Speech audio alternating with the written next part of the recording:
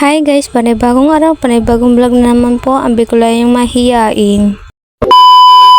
Ngayon nga po mga mare ay pupunta kami sa kasal ng kapatid ng asawa ko. Kasama nga ko pa pala dyan, syempre yung asawa ko at yung baby ko. Dito nga po mga mare sa dinaan namin ay grabe yung baha. Halos na yung dinadaan namin, di na makita. Dito nga lang po yan sa amin. Gawa nung grabe kasi yung ulan dito, halos 3 araw nag-umuulan. Pero kahit maulan, tuloy pa yung kasal. Sana soon kami na rin yung nag-aaido-aidoan. Huy, huwag kang peling. Bakit? Wala naman sa mamangarap ah. Huwag lang sumobra, baka ma-high blood ka. Char! Change topic na lang nga tayo. Malapit na nga po pala kami sa aming pupuntahan. 2,000 years later. At yan nga po pala ay nakarating na kami sa aming pupuntahan na kasalan. At minauna na nga pala ditong alien. Char.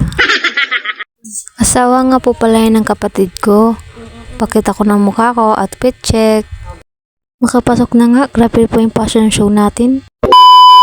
Dito nga po sila kakain at oo po.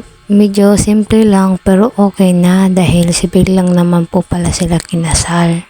At habang abala nga po pala ako magpaalis ng langaw ay ito naman bibi ko ay kinuha yung dahon na pinagpapaypay ko sa langaw. Gusto siya na lang daw magpaypay. At ngayon nga ay medyo galit na naman yung kalangitan. Baka umulan na naman at medyo maputik na nga dito. Moments later. At ito na nga ang inaakala kong hindi uulan ay bumuhos agad mare yung ulan. Kahit maulan at bahana ay sayo na sayo pa rin ito si tatay. Hindi ko na nga po pala nabidyohan yung pagdating ng kinasal. Grabe talaga kasi yung putik at ulan. Baka kasi mara pag pinuntan ko pa ay madulas pa ako. Ako pa yung pinagtinginan ng mga tao. By the way, hanggang dito na lang po.